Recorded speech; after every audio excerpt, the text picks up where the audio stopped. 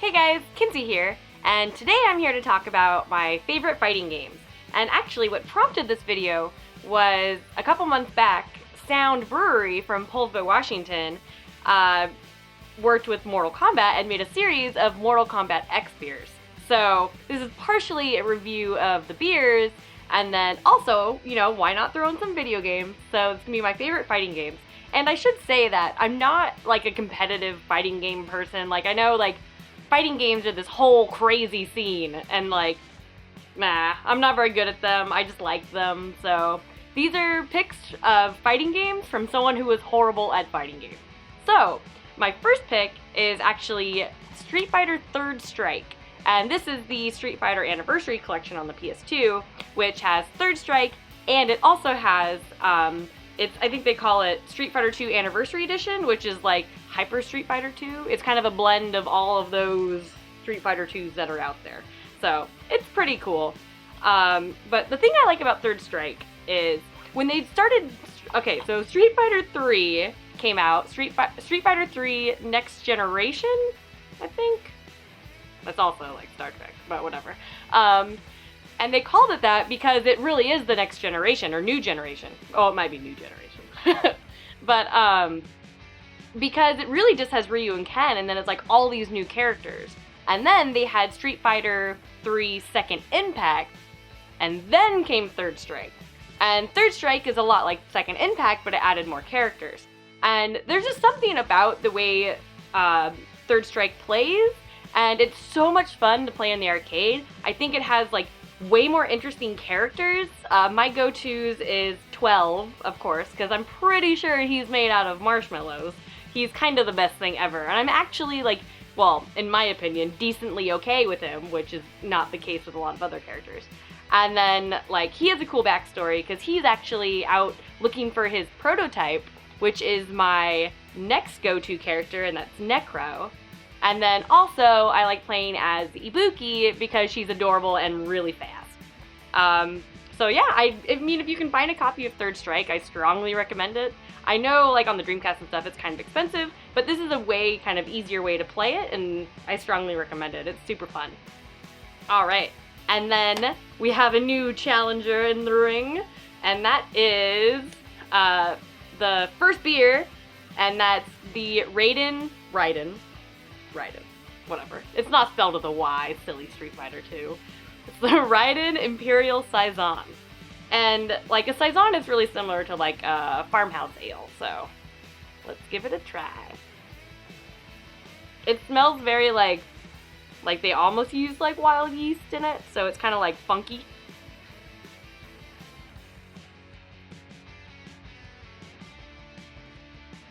It's alright, it's not bad. I mean, it's pretty good. I guess that's not really a glowing review, but it's pretty good though. I mean, it's highly drinkable. It's pretty like, well, this says it has an electrifying blast of hops and CO2 that shock the tongue and thrill your senses. I don't know about all that, but it's still pretty good. I don't think I've ever heard someone like describe a Saison with like an electrifying blast of hops, but they did it. Maybe they're just like, we gotta tie in these powers to this beer somehow, I don't know. But, I mean, I like Saisons, it's pretty good, I guess. Alright, and then next up is another game, and it is Persona 4 Arena. And, I mean, let's be honest, I partially love this game because I love the Persona series, so it's like 50% based on just the characters that are available to play in this game alone. And, I mean, as someone who doesn't, like, super care for fighting games, I think that's A-okay. But one thing I actually love about this game isn't really the fighting, but the story mode is great. Like, it takes place 2 months after Persona 4 ends, or 2 years after Persona 3 ends, or after Fez. So, like, when I first started playing it, I picked Chie for her storyline, and I, like, was... This is what happens, apparently, after Persona 4 ends. And it's played in, like, a visual novel kind of style. And I really enjoyed it, actually. The storylines were all fantastic. And the fact that you can also later kind of unlock characters from Persona 3. So you have, like, Akihiko, and Aigis, and, like, all these characters who I haven't actually seen for a long time. It was fantastic. And my go-to characters in this is Elizabeth and Teddy. I don't know, I just really like how they play. I really like the combo system in this game. Like, I like games that kind of keep track of all your combos, because then it makes me feel like I'm doing something good when I get into, like, double digits. But I actually found this game super enjoyable, so if you can find it for a good price, and you like Persona, I think it's a win-win, especially if you kind of want to know what happens next in Persona 4, because that was actually my favorite part about this game. Alright, and next up is going to be another one of our special edition Mortal Kombat beers, and that is SubZero and his Imperial IPA. And I'm kind of liking these little descriptions that they have. This one says, refreshingly cooling on a warm day, yet also warming in cool weather. An Imperial India Pale Ale that's not about the hop. It's not about the hop or about the malt, but the whole lot of both fighting it out for supremacy. Ridiculous. Drink icy for more hops, warmer for more malt. Alright.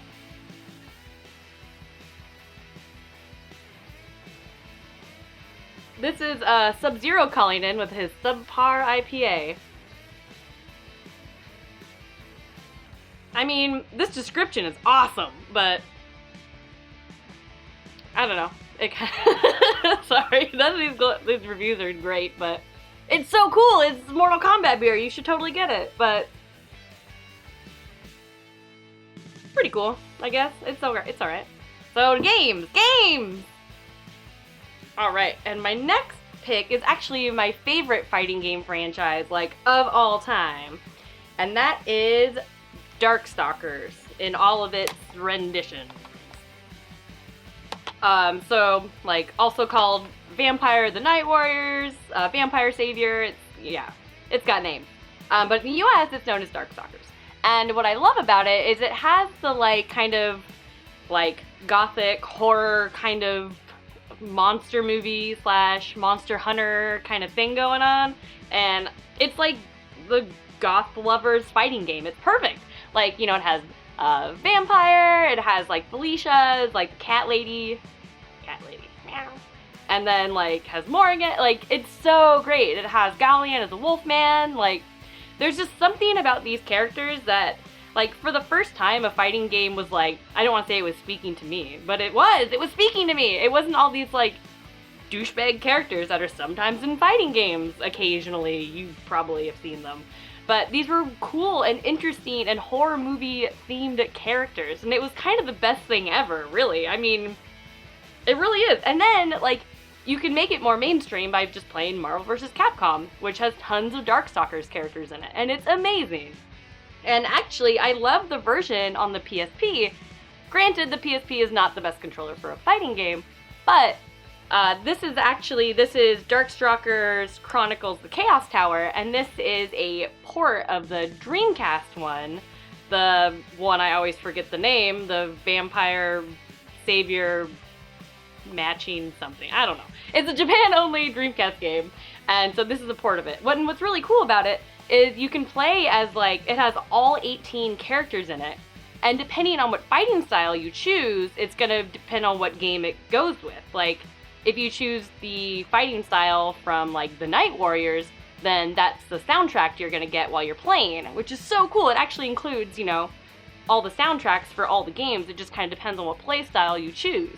And so it's a really awesome, like, definitive version, unless you can get the Japanese one. But, like, I don't know, this is the very first game I ever bought for my PSP, and I've never looked back and I've never regretted it. This series is absolutely amazing.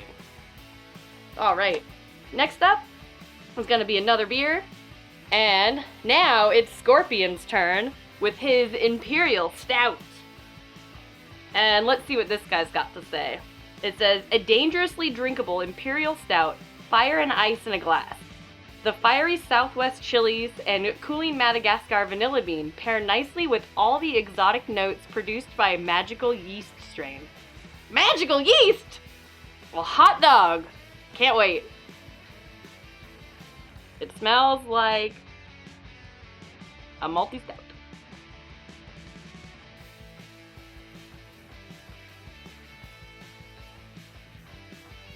pretty good. I'm trying really hard to taste these Southwest chilies. I think I do. I think there's a little bit of bite at the tail end there. I think so. Oh, there they are. They're a little bit of a slow burn. But this is actually a pretty decent stout, actually. I mean, it's got some good kind of roasty, malty flavors. I guess I do taste those chilies. They take a little bit to work their way in, but it's not bad, actually. So these are all of the Mortal Kombat beers by Sound Brewery in Poulsbo, Washington. I think my favorite was probably actually the Saison, and the real winner here is all these cute little descriptions. These are awesome. Alright, and then next up, I have a couple more games. I have my honorable mentions, so ones I wanted to mention, but they're not really my top 3 favorites. So to start with, it's gonna be Mortal Kombat. Number 1, because I felt like I had to mention a Mortal Kombat game because all of these beers are Mortal Kombat themed, and I thought it'd be super weird if I didn't. But I like Mortal Kombat mainly because it did push boundaries back in the day. I mean, it's one of the games, this and Night Trap, is what pushed to make the ESRB, like the rating system, a thing, because people thought it was way too violent.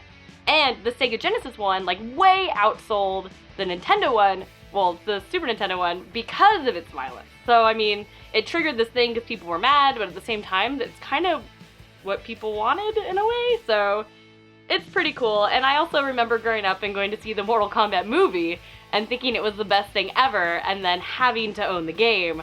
So, I mean, Mortal Kombat has a lot of great, like, kind of childhood memories. I thought they're like full, it's not full motion video. It's whatever they do, their motion capture thing. I thought it was so cool. I'm like, look, it's real people, what the hell? And it was mind-blowing for the time. And it was great. And then my last pick is actually Sailor Moon on the 3DO. And one of the reasons I didn't put this in my top 3 is because I actually don't have a 3DO. And so I've only played this game a couple times at a friend's house. So I don't really have, I didn't really have a great way to review it again to test it out. But there's actually a decent amount of Sailor Moon fighting games, and this one is actually the best one. So there's a couple on the like Super Famicom and the Mega Drive, but this one is pretty good. It's got like some also cool like 3D scenes in it, and it's a great fighting game. I just haven't played it for like years, so I didn't feel right putting it in my top 3. But it's awesome! If you have a 3DO and this game, you should totally do it. And then the last thing I wanted to mention is how I play fighting games. Because on a regular controller, it's not great sometimes. Like when I was even recording the footage for this video, I was playing on like a PS1 controller, and even that, like I was like, oh, my hands hurt, this D-pad's the worst for fighting games. Great for other things, I love it, but not so much for fighting games. So I wanted to show off some of my fight pads. So to begin with, I got this one. It's on the 360, so it's a USB pad. But I really like the way this pad's laid out. I really like the D-pad. It's all spinny, so it's great for those quarter circle move things. I'm sure they have names. I don't know, you guys. But so I really like this. And then, of course, the ultimate way to play a fighting game, as like everybody knows, is going to be a fight stick. So I got this one for my PS1, so it works great for my Darkstalkers games. I don't know, I just really I prefer arcade sticks because my ultimate way to play any fighting game is going to be in the arcade. That's actually where I fell in love with Third Strike, so playing it on a console now isn't quite as good. The arcade's always going to be better. But yeah, how do you guys prefer to play fighting games? Be sure to let me know down in the comments below. Alright, so that's my video reviewing the Mortal Kombat beers and my favorite fighting games.